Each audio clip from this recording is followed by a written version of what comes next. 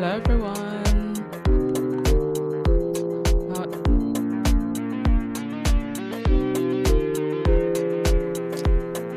Please put a 1 in the chat if you can hear me, please. So much to talk about. Actually, some rather lovely things to talk about. Nice not to have so much drama. We are going to reflect on Meghan's trip in Switzerland, and we've got some lovely photos and videos that Meghan posted for her 8th anniversary to our Ginger Prince, and some other interesting commentary as well. So we've got a packed show today, folks. Grab your coffee, water, tea. It's probably going to run into an hour, maybe even more. So get comfortable. Let me just upload the last of this video and audio that we're gonna watch today. Meghan just looked glorious in Switzerland. I believe it's a Giorgio Armani suit, beautifully tailored. I tell you, she looks gorgeous in photo, but honestly, like, for me, in video, wow. Like, when you see her in movement, just wow. And there's a certain type of aura I feel like a woman begins to possess when she starts going towards her mid-40s. Like, there's just a regalness about a woman when she goes into her 40s. It's just different from the cutesiness of your 20s, the maturity and sassiness and sexiness of your 30s. There's just this grace, this elegant sexiness still, but it's just something else. I can't even put it into words. And I guess it's just all of the life's wisdom, you knowing yourself, you being so confident in yourself. And also, when you're just a good person, you just exude this energy that I pick up really only from women in their 40s and above.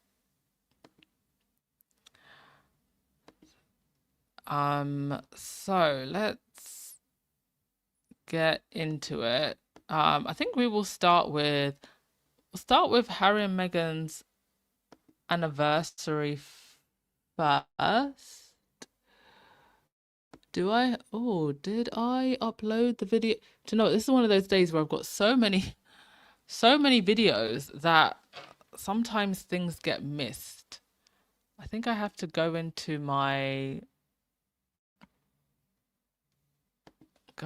files and try to look for that video. Meghan posted some stories for her anniversary, and it was them in the house with the kids, Harry with the cake. Let's have a look. I've got the photos, so let's look at the photos while I'm still trying to fiddle around and get the video. But in the video, we see Harry bring in the anniversary cake. Harry present Meghan with the cake, and also with these really cute penguin bronze statues. Now, and then we also see that a photo of them that was taken for a small engagement party that they had with their friends after they got engaged, and they dressed up as penguins in onesies, because penguins actually mate for life. And in the video that I'm going to play, as and when I can actually get it up, Meghan says, basically together forever. 8 years down, forever to go. And I honestly do believe that Harry and Meghan are going to be together until their old age. I really do. I think they're going to make it all the way up until the rocking chairs. After everything they've been through, what could actually break this couple up other than a tornado? And let me tell you, Harry would be fighting that tornado as well.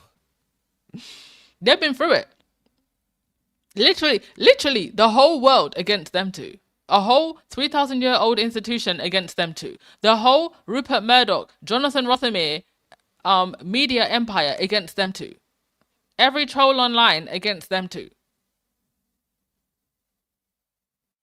So what would get in their way now? Together forever indeed. I love these little videos and things that we're getting from them on their own on their own way, you know, not stuff that's siphoned sneakily, phone hacked and whatnot from the British tabloids. And Meghan gives us these little glimpses. As for the bronze statues, which was the engagement gift, or at least one of the ones that we saw, where is it now? Oh, here we go.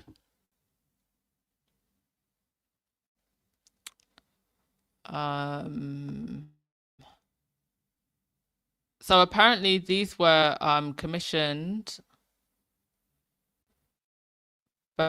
back in, hang on a sec, it's been a bit slow on the back for me, so let me open my phone. So Pair of Kings was originally sculpted in 2000 and hang on a sec. Can you all see it on the screen, or is it just me that it's not coming up? Hang on a sec.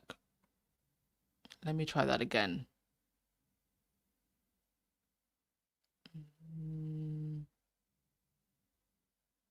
Is it working? Can you all see it?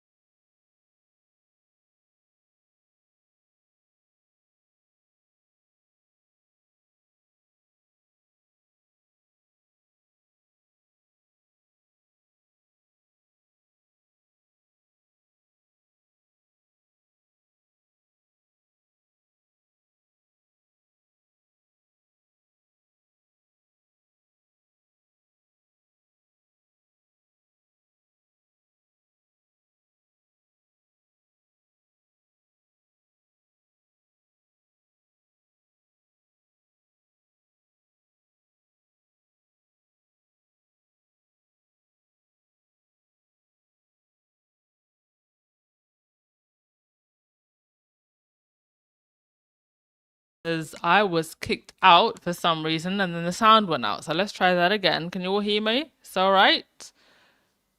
Okay, so Pair of Kings was originally sculpted in 2009 at a larger scale and is a signature sculpture at the Inn at the Langley in Langley, Washington. This smaller version was commissioned in 2024 by a guest staying at the inn. The sculpture was also used for Christmas sculpture project. So did he get this commission all the way back then? Interesting. Very thoughtful of Harry. Very, very thoughtful.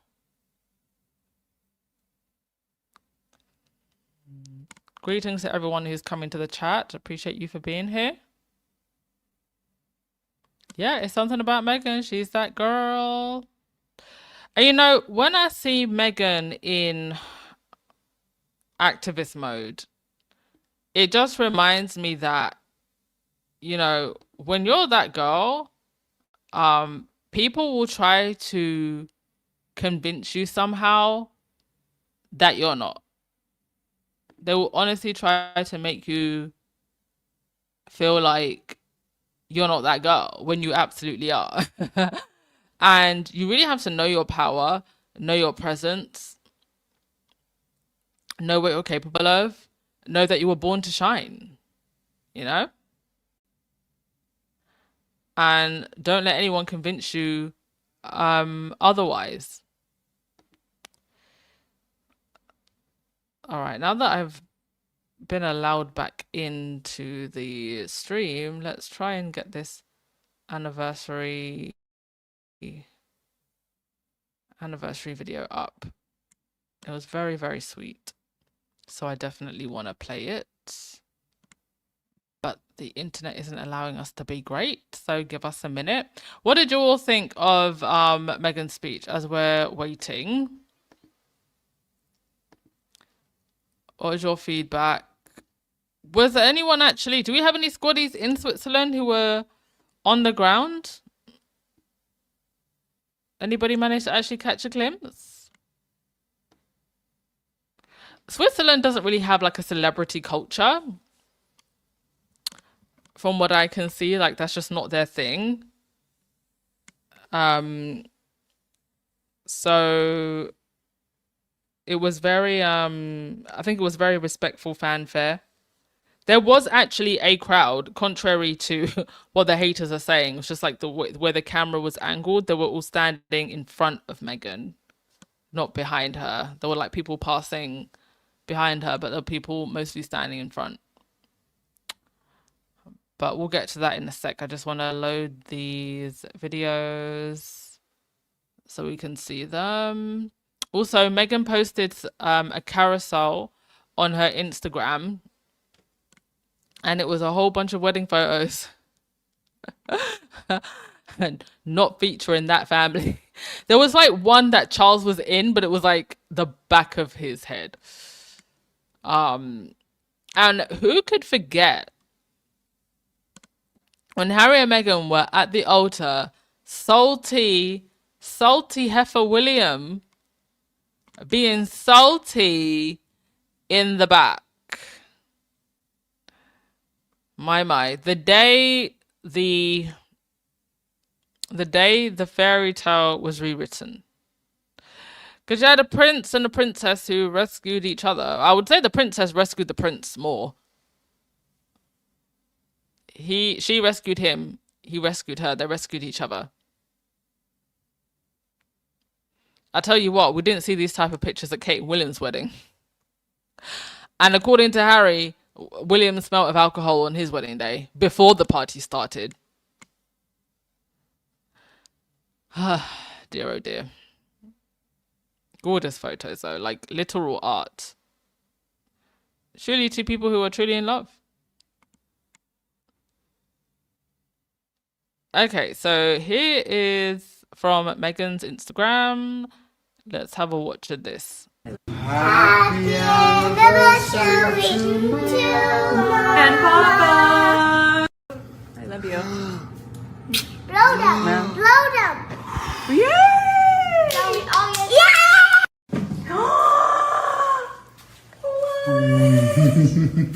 Oh my gosh. Okay.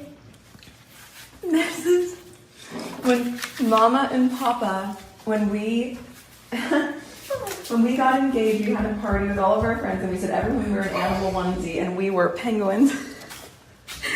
We were penguins because they're together for life.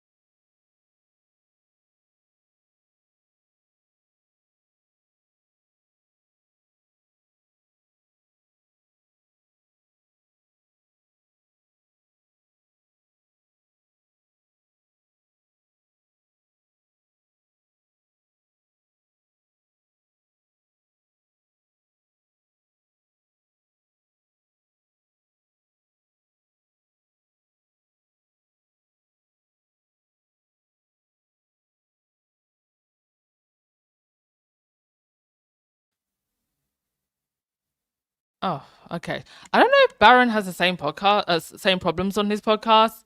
I'm gonna have to ask him. But I feel like ever since StreamYard was taken over, it was actually taken over by a new company.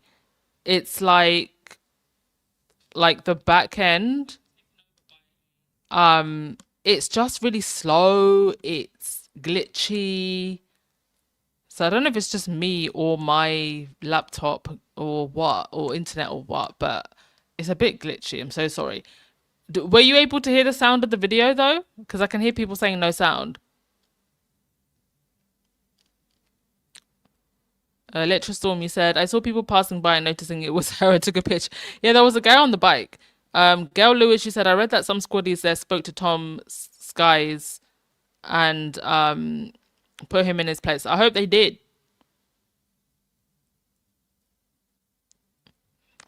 Electric said there was one squad member there who got to hug and talk to her. That was amazing.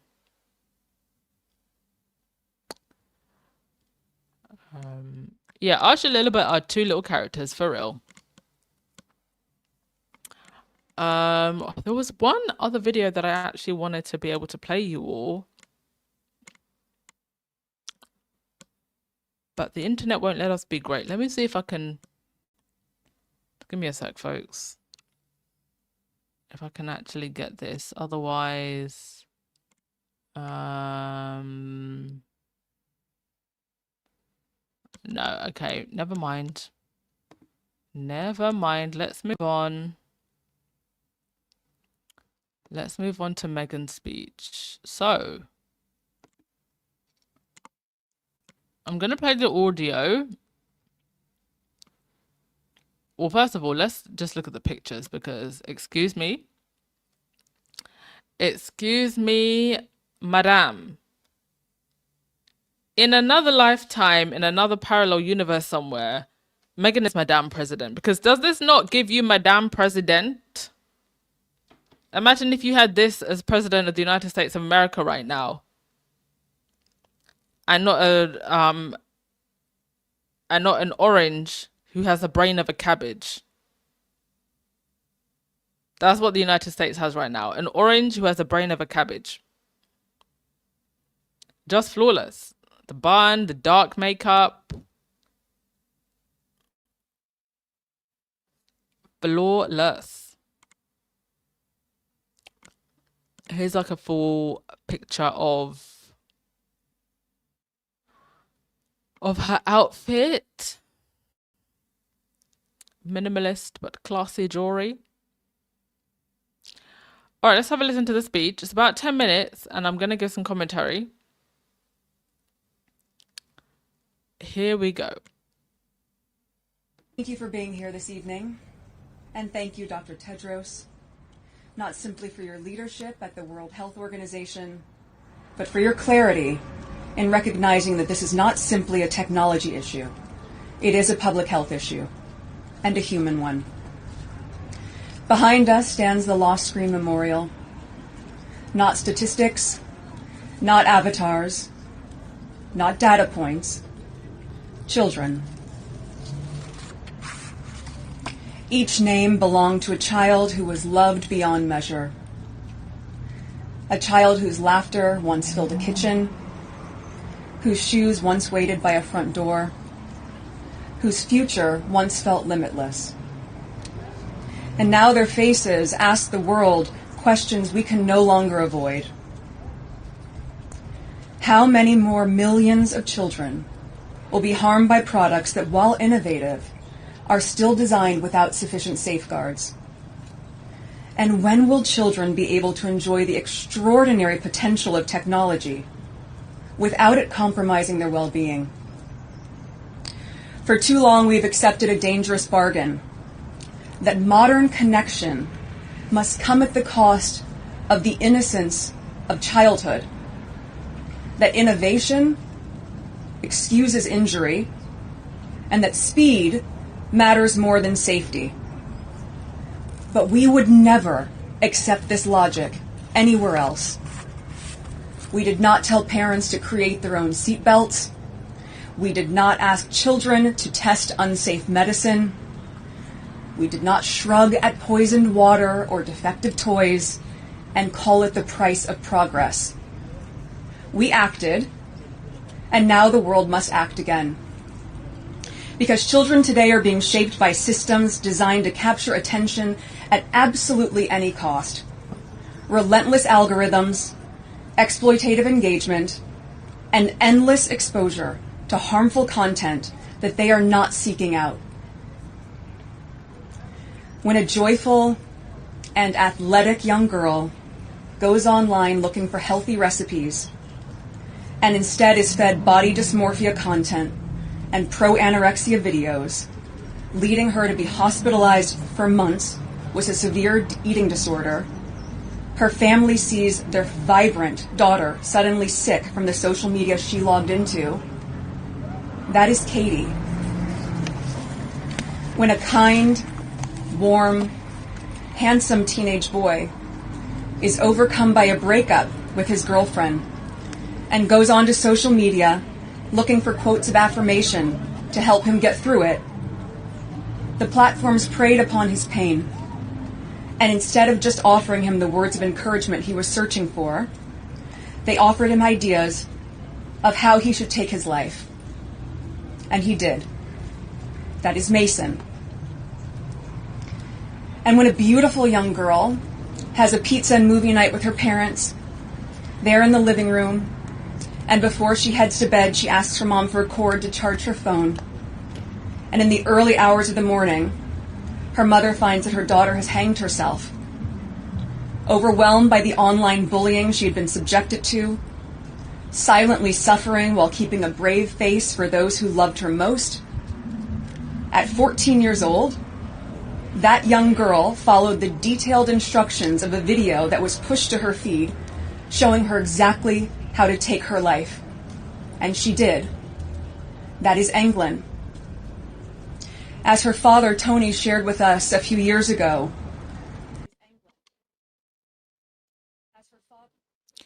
I just wanted to stop that there and say that I think one of the things that was so powerful about this speech is the different stories that you hear there and the different ways in which young people are being harmed, and just illustrating just how difficult it is to monitor this, almost to the point where you just go, do you know what, maybe kids just shouldn't have social media. And some governments now and authorities are basically looking at that. I mean, they banned social media for under 16s in Australia. Now, to be honest, I don't even know physically how they're doing that. I haven't really looked into it.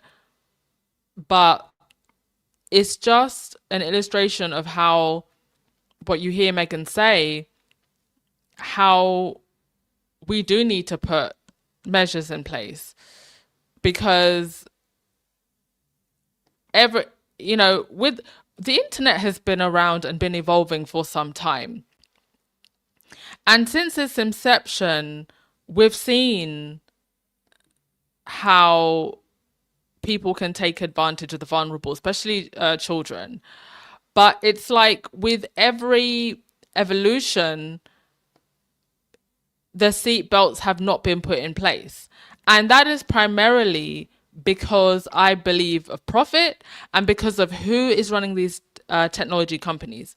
It's mostly men, patriarchal capitalist types who don't really care about the safety of humanity, just about profit margins. And it's affecting everyone. And for young people, especially whose minds aren't developed, it's just so easy for these algorithms to,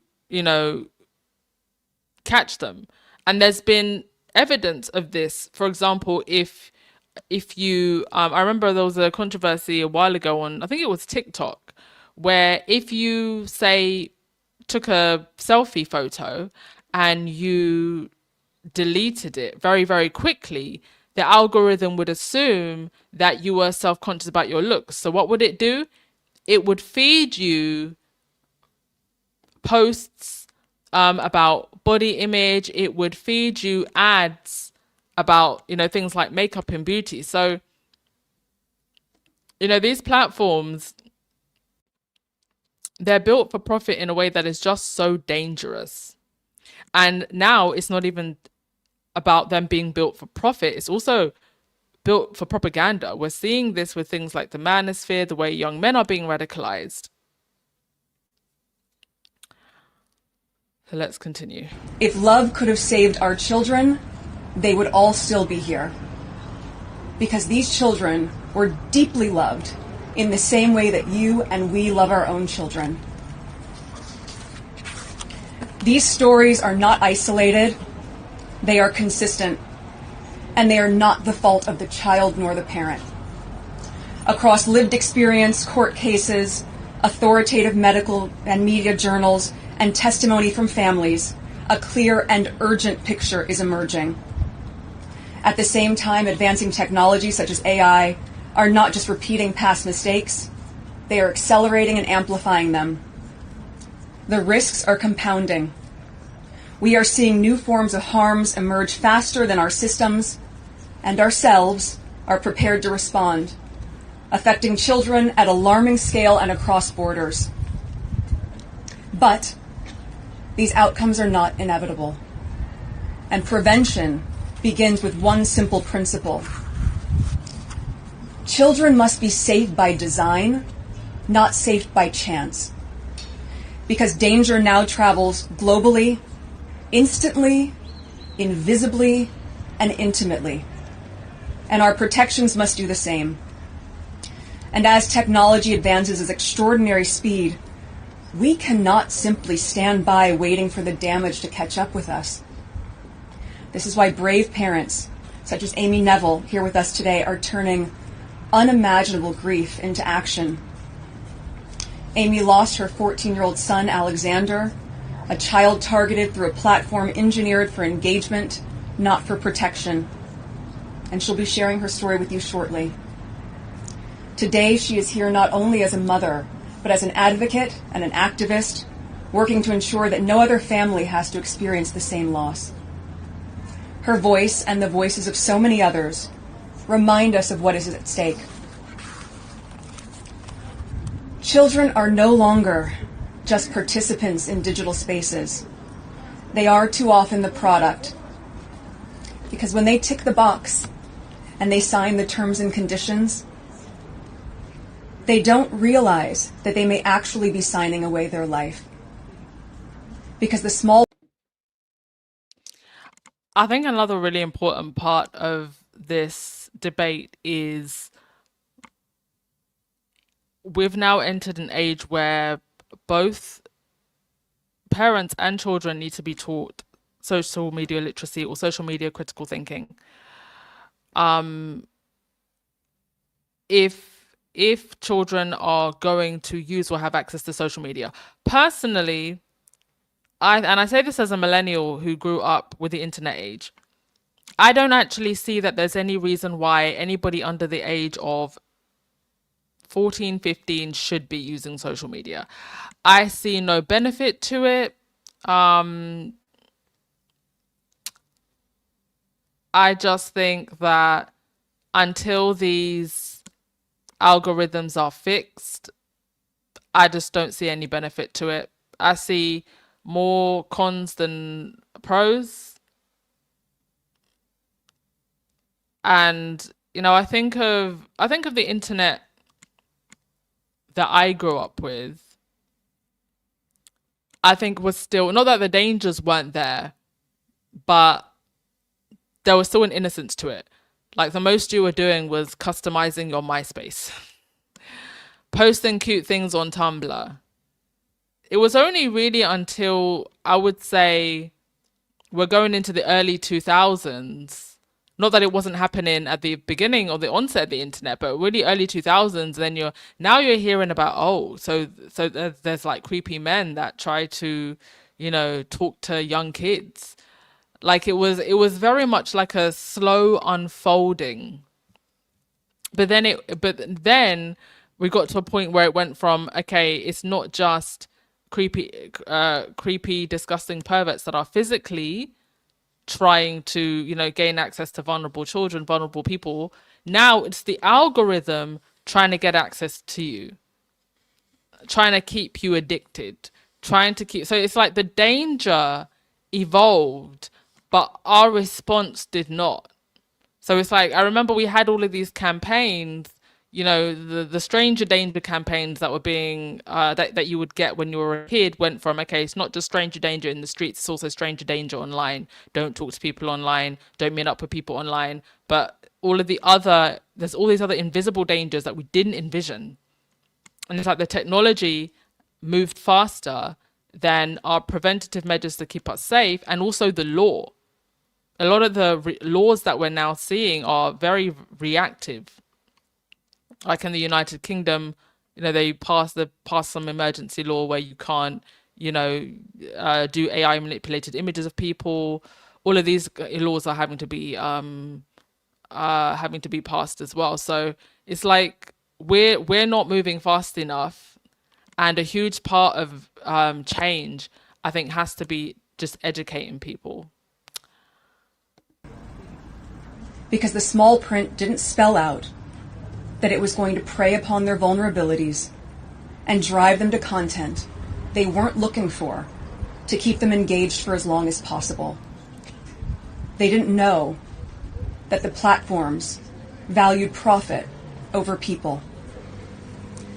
And yet when we've seen this in other sectors, we did not accept it. We would never accept a food system that knowingly exposed children to harm. We should not accept a digital one either. This moment demands more than concern. It demands courage. The courage to regulate where regulation is needed. The courage to demand transparency where secrecy has enabled harm. And the courage to say clearly and collectively, our children are not products. They are not experiments, and they are not expendable. The decisions made in places such as the World Health Assembly transcend far beyond these next few days. They ripple outward into schools, into homes, into hospitals, and into childhoods across the globe. So we must ask ourselves, will we look back at this moment as one where through collective action, the design of technology shifted towards safety, dignity, and well-being? Or will we accept more names being added to memorials like this?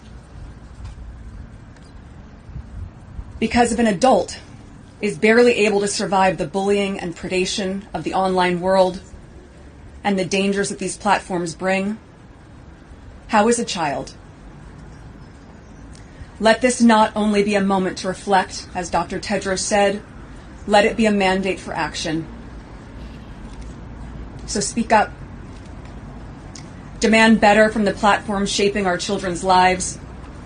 Be an example in your own social media use of how to be intentional in every moment that you like, that you comment, that you post, that you share. Hold your community to the same standard. Support laws and leaders committed to child safety by design, transparency, and accountability online. Write to your elected officials. Ask what they are doing to protect children in digital spaces. And join the parents, campaigners, health experts, and young people around the world calling for global standards that put child well-being before algorithmic profit. Because when enough voices refuse to accept harm as the cost of connection, change becomes inevitable. One day, generations from now, children will look back at this era with absolute disbelief that adults once allowed digital spaces to exist without basic protections for young people.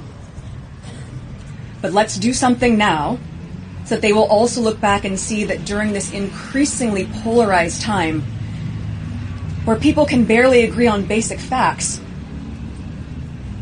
that beyond politics or party lines beyond demographics, incomes, or ideologies, beyond race or religion, we could all universally agree on one thing.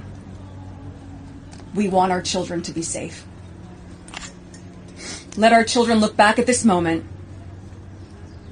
and let them feel proud of us, that we chose something better for them and for us all. Thank you.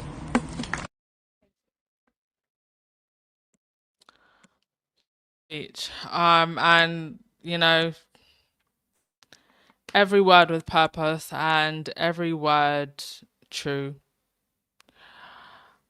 You had the absolute idiot, Tom Sky Sykes, whatever the hell his name is. He posted something. I saw it on somebody else's feed, and it was like, he posted a picture of the picture that Meghan and posted of her and Lily in Meghan's wardrobe with, Meghan, who's going to speak about, the harms of social media for children, posted a picture of her and Lily, as if to somehow strike down the importance of Meghan's words or what Meghan was going to say. First of all, nobody who doesn't live in Harry and Meghan's community would know what Harry and Meghan's children even look like. So, and how does Meghan posting a picture of the back of her child's head put her child in danger? Granted, the very basis of what Meghan is talking about is, quite frankly, you should be able to post a picture of your child without any issues. And for Tom Skies, someone who is part of this troll machine, to undermine Meghan's words like that, it's quite rich. It's quite audacious. Because we're talking about social media, but also the culture that's been created around social media, around news media, that people like him and the tabloids push. The culture that has been created around Meghan in particular, the culture of hate. So it's quite rich for him to have posted something like that. That he is going all the way to another country to stalk a woman who he swears, and who the whole news media swears is irrelevant. Just the sadness of this is pathetic.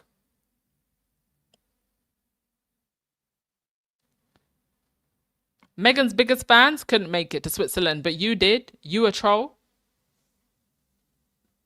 I hope people like Tom really feel sad about their existence. Anyway, a truly powerful speech by Meghan. She was also she was there with Dr. Tedros. He also gave her a gift. It was like a life jacket, like a WHO life jacket, just as a symbol of thanks for her work. She met with survivors, the parents of the victims, I should say, and they were there as well. They said their piece. They were given a platform as well. This installation that they've got, it seems to be like a traveling one that they're taking to different places. I think that there should be a version of this installation in every single country, in every single major town, square, and village. And the children should be children who were affected in that particular country, and their stories, so people can read them. I think it should be something that everybody stares at in the face, because it's one of our biggest issues. Whether it's children being lost, people, images being abused online, a lot of that being fueled by misogyny. It could not be a more timely and important topic.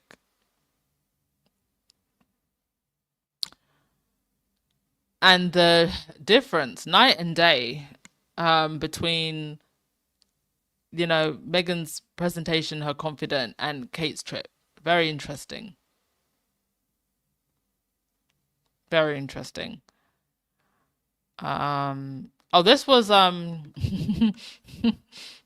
mentioned it in my last podcast, but I was like, oh, here it is. Kate saw that baby, had a brilliant PR moment, and then walked off. And then her PR people had to make sure that she went back.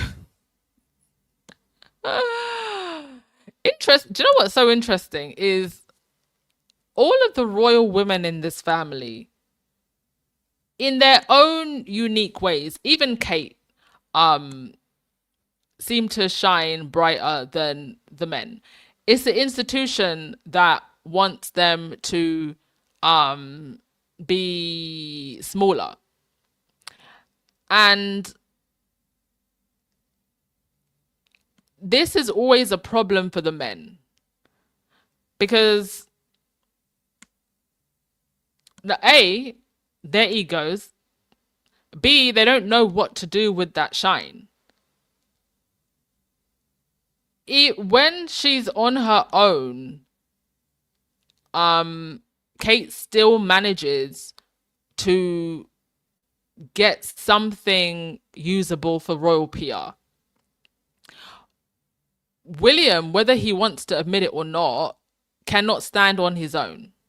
Granted, this isn't me trying to big up Kate. I'm talking about, you know, the where the institution as a whole is now. William cannot stand on his own. He still needs Kate in a coat dress or in a sparkly dress. And between the two of them, if you look at Kate when she's on her own, you can still manage to squeeze something out of her when it's all said and done. William, you can't squeeze anything out of him at all.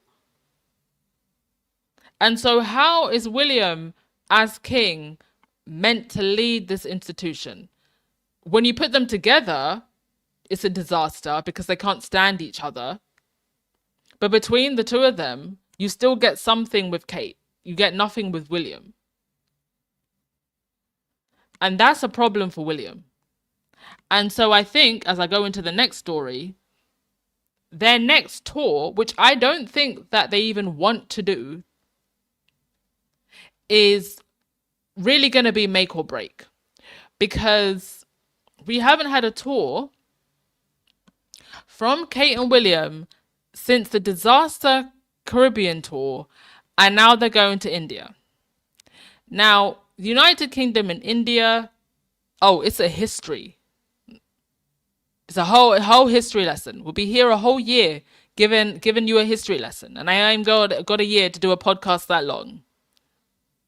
So I really hope they need to get some diversity consultants or someone in the room to talk sense to Kate and William and the courtiers before they go on this trip. This is being described as a huge diplomatic mission. This is the way they're describing it. William and Kate have not been to India for a decade, remember? Their last visit was in 2016. They have not been on an international tour together since, I believe, 2022. The Disaster Caribbean tour was. Together, it's so dry because they can barely stand to be next to each other.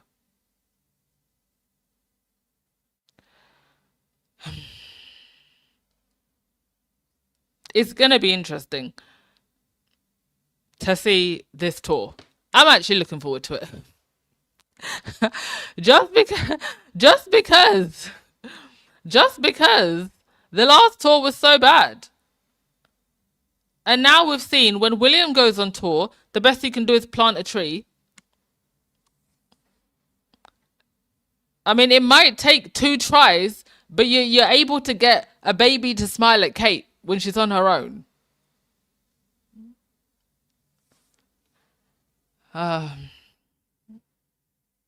Okay. So now remember, the last visit to India was in 2016. Now, what else happened in 2016? It was about 2 months before the Brexit vote, and Harry saw Meghan on social media. Crazy moment in history. Anyway, that tour back then, for those of you who don't remember, was not well received in the UK. William and Kate were regularly criticised for their laziness, even back then. They were hiding out in Norfolk doing F all, and 10 years later, things haven't changed. Still the same. But actually, the difference now is that the chemistry between them is even worse. That's the only thing that's actually tangibly changed. The chemistry between them is completely non-existent. William walking in front of her, brushing her off, telling her to hurry up.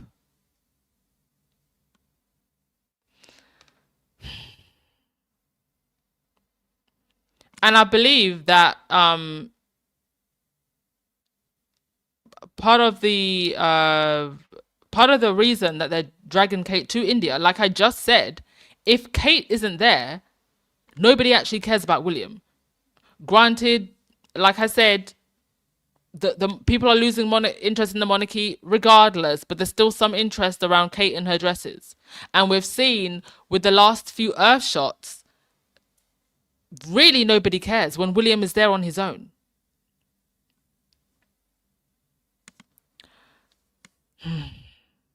So now I think they've realised, they've got to take Kate this time.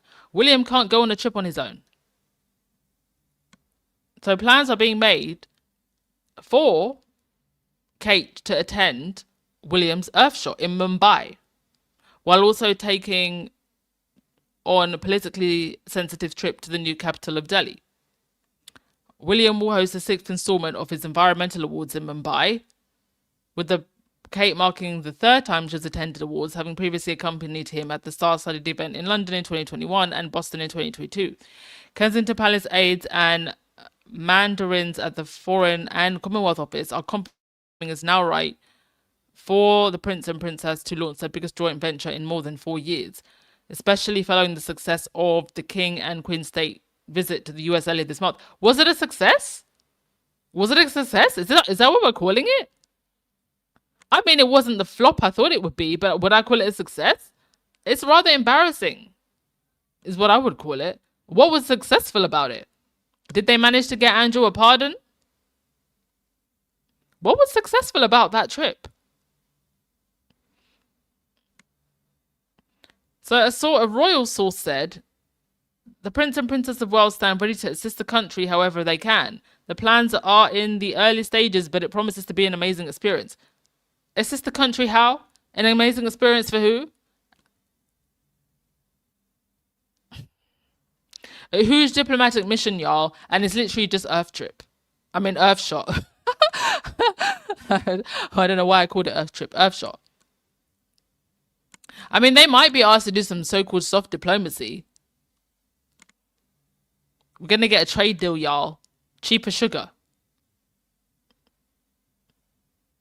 I mean, Kate's been on strike since that 2022 Caribbean flop tour. I don't know if Kate even wants to go. But given, Harry and Meghan's successful trips, Australia, Nigeria, Colombia, they're going to have to pull something out of a hat. And, all of William's Earth shots without Kate, to be honest, have been a disaster. They had to bring in models to appear with William. Remember? Remember that? Models and actresses. William can't stand on his own. As a man and as future king, he literally cannot stand on his own. Granted, the woman is meant to be the main jewel in your crown. In your crown with stolen jewels, she's meant to be the main jewel. But Windsor men, other than Harry, they don't see it that way. I think it's probably biting William that he now realizes he needs Kate by his side. But still, together, they are slowly losing interest. And the public are now questioning their work ethic, or have been for a while, but I think now it's been pulled into question more than ever. So there you have it. In November, it'll be Kate and William at Earthshot.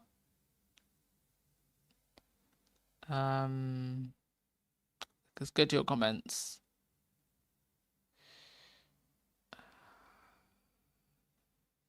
Boney said the New York mayor said that Josh should give India their diamonds. So William and Kate bring their diamond with it. I think that'd be a great idea. I think that would be a fantastic idea. I mean, that will be the most impactful thing they ever did. That's what they actually need to do.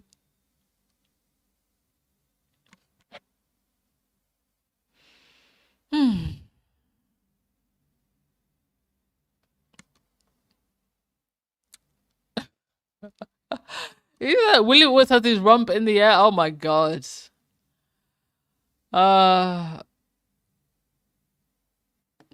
William is still angry because Harry got a better wife than him. Well, William got the wife that the institution told him to get. Royal women are meant to be mute yet visible and stand behind their husbands. If he wanted a wife that had a mind of her own, he could have found one. I don't even think William wanted that. The institution certainly didn't want that, but I don't think William wanted that either. So you can't be mad about about Harry getting the amazing woman that he did. Well, he was looking for a woman that was her own person. And those are the women that shine, not women that fold themselves into a mold of what an institution or somebody else wants them to be. Laverny said, so what is going to do without Jason Knopf? Well, who's to say that Jason Knopf isn't going? I believe Knopf is still around.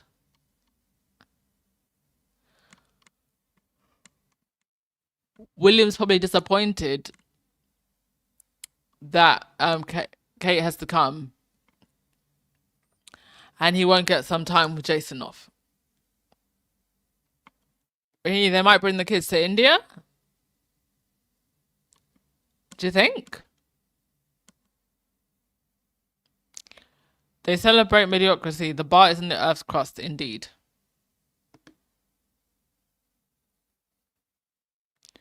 Latrice, the British museums would not exist anymore if they gave all the treasures away.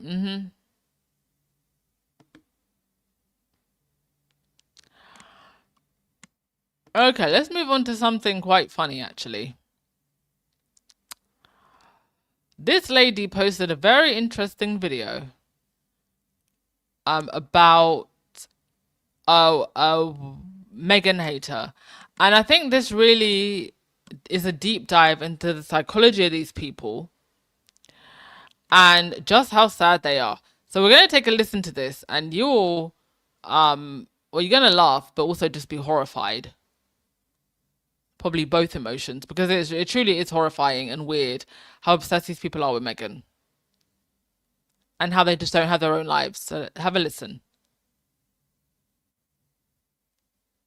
Spent a weekend at my friend's country house with a Meghan Markle deranger, and it was fascinating to see how these people maneuver. Because not only was she obsessed with looking at videos of Meghan Markle an hour into her arrival, she also traveled with a frigging magazine for hours in her bag. So basically, we're all... So I don't know if you can hear that, but she's talking about, she went on this trip and there was a lady there who was obsessed with Meghan, a Meghan hater, traveled with a magazine that had Meghan in her bag. And she was obsessed with Meghan the whole trip. Basically, we're all standing around in the living room and we're chatting. And at a certain point, I realized that she had left the group and she was sitting across the room on a sofa with her iPhone, totally riveted to the iPhone. So she's on YouTube or whatever the hell she was on, watching this video of Meghan Markle instead of like hanging. Now, I want you to bear in mind, she's talking about an adult woman here who's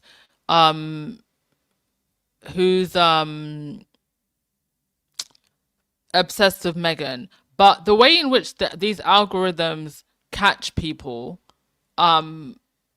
is works in a very, very similar way, whether you're an adult or you're a child. And as the audio goes on, just listen to what she has to say specifically about this woman and the person's mental state. And it tells you a lot about these people who are obsessed with Meghan, because it's the same story across all of them. Okay. So I walked by at a certain point and I heard basically that she was listening to a Meghan Markle video. I said, oh, so you're one of them. So the next day we are downstairs in the kitchen and we're talking, and she said something about Meghan Markle, and, you know, I defended Meghan Markle. And she said to me, why do you defend Meghan Markle? And I said, well, I know what it's like to be ganged upon by a group of girls. So a little bit later, she said to me, oh, I have a magazine and I think you're going to love it. So she goes upstairs and she comes back with this magazine. And Meghan Markle is on the cover of the frigging magazine. I'm not kidding you. So she had a totem with her in her bag. She left her home and she had to take Meghan Markle with her. This is how obsessive these people are. So basically, she's hate following this woman. Unbeknownst to Meghan Markle, of course. So the mere fact that she brought a magazine with Meghan Markle on the cover is a tell. And what is the tell? By being able to hold Meghan in her hand, the magazine, she's able to scrutinize, she's able to judge, she's able to feel morally superior. So she's basically engaging in a parasocial relationship that serves a psychological purpose for her. Of course, unbeknownst to Meghan Markle, because to have a parasocial relationship, it's one-sided, right? So obviously Meghan Markle knows nothing about this. What's interesting is that we have this neural pathway in our brain, and it activates this hate follower circuit. But not only that, that's the same circuit, or that's the same pathway romantic love activates. The exact specific neural pathway that an obsessive lover or romantic love, that is the same pathway that activates hate following, because it gives you a rush of dopamine. And that is one of the reasons why year after year after year, these people just keep on slagging off this woman. They are addicted. They are frigging addicted. And because it's short-lived, the dopamine rush, they have to constantly feed it, right? And this is why the tabloids will write 20 articles a day about Meghan. They're feeding an addiction. They are literally feeding an addiction. It's the same with the social media. The social media and the news media, they're interconnected in the way that they behave. Because that media is on the algorithm. They've got to feed their addiction. So she's basically caught in a loop unbeknownst to her. Now, what's interesting is that she was married. She's not anymore. And a week after she was married, her husband called her and said, I don't think I want to be married to you anymore. One frigging week. And she loved this man. When she spoke about him, you could just tell that she was so heartbroken. Well, who wouldn't be? She also wanted to have a child. And he said, absolutely not. Absolutely not. So, no kid. Again, when she speaks about it, you can just tell in her voice and everything about her that she's cut up. She's still grieving. So these are the types of women that have this obsessive thing about Meghan Markle, because she... Do you remember, if you were following me at the time, this is back when I was living for a short time in Portugal, and I was in Lisbon, and I met that group. It was a woman and two men, people of color, and the woman said, I can't remember how it came up in the conversation about relationships or family. She was just like, oh yeah, you know, husband and kids, it just never happened for me. Mind you, she also mentioned in this conversation that she was in Lisbon to buy a home. She was buying a second. They came from the UK. and she was there to buy a home.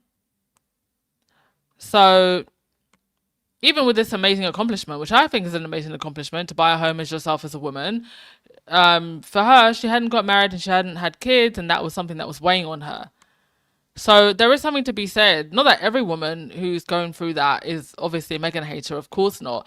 But there is just something to be said that with these particular Meghan haters, over and over again, you seem to see this pattern where there is something missing in their personal life, something going on in their personal life.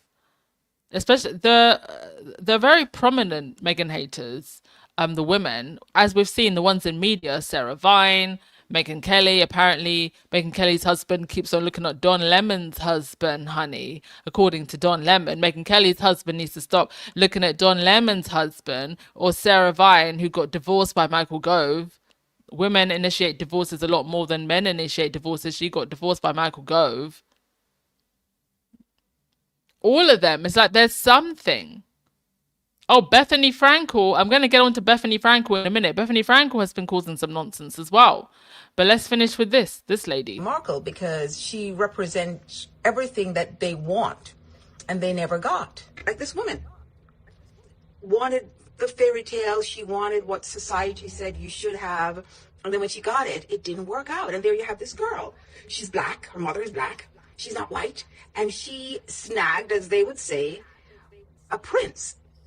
Right? To snag a prince, the most favorite prince in the universe, that's kind of like, what, 1 in a trillion. Right? It's very unusual. Right? That's a prize catch. And it drives it home even more because she's a woman of color. Right? It makes it even more infuriating. And on top of that, she just said, you know what? I'm out of Dodge. I went to California, and still yet these people, years after she's been married, they're still obsessing and slagging her off. Because the things that she has, again, as I said, are the exact things that they wanted. And how dare her have all the things. Seda has like, it's more pronounced, it's more paramount. She was a blonde, blue-eyed girl or red hair, whatever. She was a white chick. It wouldn't be like that. But because of this, it's all the women. And I've met a couple of women that have slagged her off. And I swear to God, every single one of them have been divorced. They wanted that white picket fence. Actually, one of them had told me years ago, she's like, I want to have like this white picket fence, blah, blah, blah, blah, blah. And then she got this guy and, you know, he was just a disaster. And she ended up divorced. And she's a lovely, lovely person. And she does not like Meghan Markle. And she would never, ever admit that she's jealous of this woman. So her shadow projection, which is her unconscious, does not consciously allow her ego to accept that she is jealous of Meghan Markle. The attention that they would all love, right? All of them. So that's why they're always saying, oh, she's so narcissistic, and who does she think she is, and she just wants attention. These are things that they want. They want to be validated. They want to be seen. They want to be appreciated. And most importantly, they want to be loved. The attention that they would all love will never get, especially with that attitude.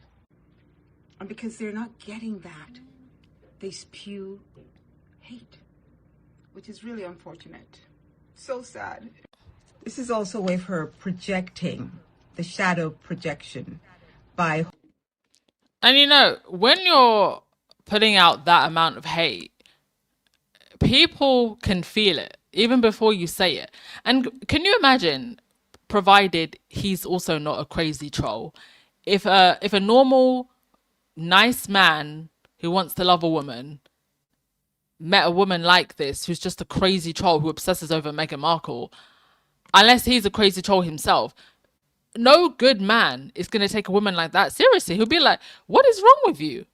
How are you out here obsessing over a woman like this? You wouldn't want anything to do with that person. Magazine of Meghan in her hands, and whenever she wants to feel great about herself, she can just project onto the image in her hand whatever she wants to deal with at that moment. And so when she looks at Meghan Markle, it's just like, how dare you? How dare you have all the things I want? So you see a lot of these women just slagging her off, and it has a lot to do with psychologically. It's not about Meghan Markle. It's about them not dealing what psychologically is going on inside of them. All the pain, all the sorrow, all the regrets, everything they project on this woman, because ideally she has the quote unquote perfect life. And how dare her? How dare her? So that is why we're always going like, why? How is it that they just keep going and going and going? That's one of the reasons. She makes them feel better about their lousy, unfulfilled life. Unfortunately, that's very sad, but it's true. There you go. Thank you for that lady for sharing that. Also, another rather sad individual, Bethany Frankel. I'm going to play this and then we're going to discuss.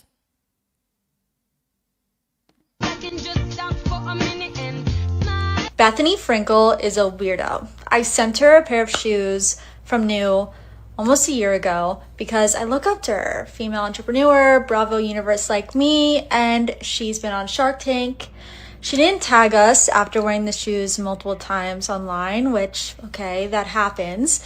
But then today she posted a video that's going viral and a bunch of people are asking where the shoes are. And instead of linking them, she linked a dupe, and with an affiliate link, I guess she's got to get that bag in some sort of way.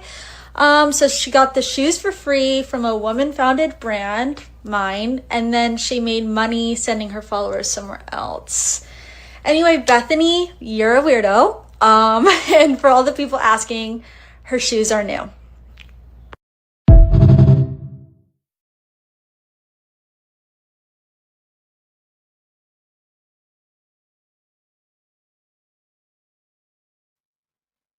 Yeah, there you go.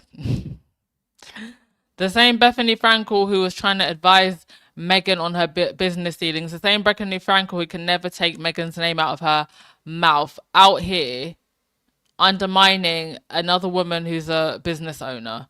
Absolute weirdo indeed.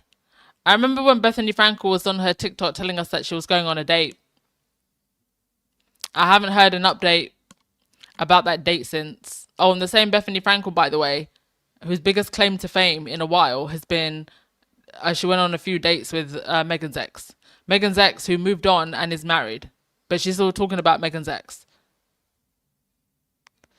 Lottie, has anybody heard from Kinsey Schofield, that one sick chick? She pops up on my feed every now and again, but I've just never paid attention to her. I think the reason I've never really paid attention to her is because she doesn't really have any truly legitimate platform. She's not like a Camilla Tominey that actually writes for like the Telegraph and should be more respectable. Kinsey's never been in anyone. She's always been a nothing and a no one. So I've just never paid attention to her. I think maybe I've mentioned her on this podcast in 4 years, maybe twice. Leslie, you said, I'm not married, no kids, and I love both Harry and Meghan. I admire the love and strength that they have especially. Yeah. People who are secure are not jealous. They're inspired. Rahini, you said, I'm fat. You're not fat. You've got more to love. Ugly? Absolutely not. Truly lovely inside and out, Rahini. Childless and single. And that's not a problem, by the way. So how come I don't follow people? If I don't like someone, I just unfollow, block them. The only people I watch online I actually like. Yeah, exactly. It's because we're secure people over here. We feel inspired, not jealous. Helen, you said you mean to say the boyfriend isn't going to India? Careful, Helen, the lawyers will come for us. The friend who's a boy is not going to India with William. Gak, you said alternatively things they believe Meghan isn't deserving of. Exactly. And also there's this weird projection that they have where it's like, if they were in Meghan's shoes, they would have put up with absolutely anything just to be in proximity to the royal institution, even if it meant being abused. they'd do anything to be into proximity with a powerful man with status like Harry, even if it means being abused. So they can't understand a woman like Meghan leaving that institution and only staying with Harry because he showed himself to be a good man. Meghan would not stay with Harry if he was behaving like William. Whereas they would happily stay in Kate's shoes if it meant they were in proximity to power in an institution like the British royal family. Meghan is her own woman and she was willing to walk out if things did not change. Or if they did not leave. Jason is a major Benedict Arnold of our time. I'm going to Google who that is after the podcast. I'm assuming that's shade. Thank you so much, Simone Black, for the super chat. You said, how come he not know I remember William and Kate engagement video and I was horrified for her. Even then I was like, what did she say? I'm sorry, what did you mean by that, Simone Black? How come he not know? I remember William and Kate engagement video and I was horrified for her. Oh, are you talking about like some awkward thing that William said during the engagement video? I can't actually remember much of what was said during the engagement video. I just remember Kate seeming very nervous. And William just kind of being like, oh yeah, I finally did it, guys. You're going to get a big royal wedding. That was kind of William's attitude. It was literally the same attitude of his father. Whatever love is. Remember when he said that with Diana? Black Lily, she should have sent shoes to Meghan, exactly. Then she would have a sold out inventory by now.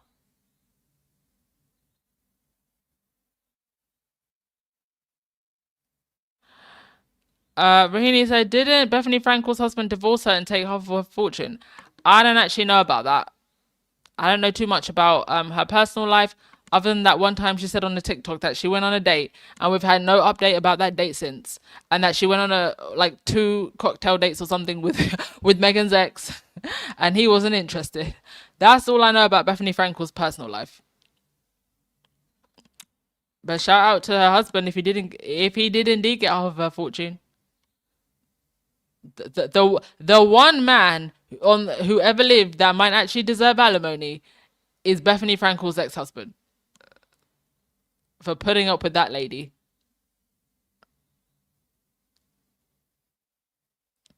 Arahini, you said William was shady to Kate in the engagement video. Well, I can't remember it scene for scene, but given how his father was to Diana, I can believe it. I'll have to watch it back.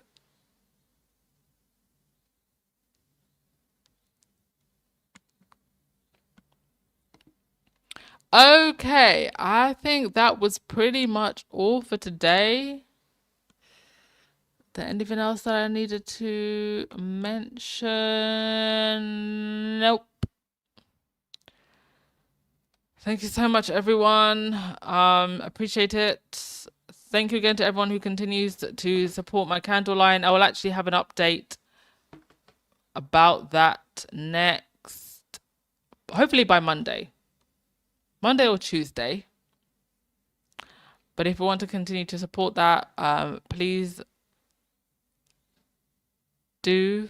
I will post to the wish list. And I appreciate that so much, everybody who has supported so far. Yeah, I think I'm gonna leave that there. Oh, you said, okay, before we go, Benedict Arnold was a Milton officer in Revolutionary Army who went over to the British side during the fight for independence. He was just fed up with the ongoings with the Revolutionary Army. Okay. Well, you were comparing him to Jason Knopf. Why? Okay, I'll look into who he is. I was just wondering like why you were comparing him to Jason Knopf. All right, have a fantastic day, everyone. Another great trip. And a lovely surprise from Meghan. And some lovely posts for Harry and Meghan's anniversary. Been a great week. See you tomorrow, folks. Ciao.